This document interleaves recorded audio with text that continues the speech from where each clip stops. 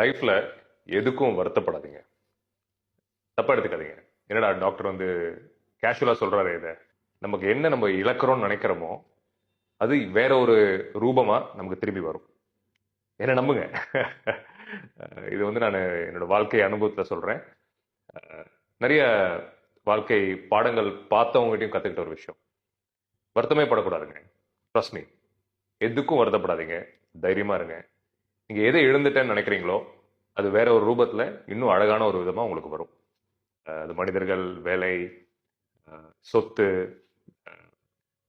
காசு, பணம், எதுவாக வேணாலும் இருக்கட்டும். நிம்மதி நிம்மதி இழந்துட்டே நினைச்சா கூட அதுவும் ஒரு வேற ஒரு ரூபத்துல திரும்பி வரும். ஸோ இந்த நம்பிக்கையோடு இந்த பதிவுக்கு அப்புறம் ஒரு ஒரு நிமிஷமும் நீங்க வருத்தப்படும் போது என் மூஞ்சி தான் உங்களுக்கு ஞாபகம் வரணும். நான் சொன்ன வார்த்தைகள் தான் உங்களுக்கு ஞாபகம் வரணும். கண்டிப்பா உங்க வாழ்க்கை ரொம்ப நல்லா இருக்கும். நம்புங்க.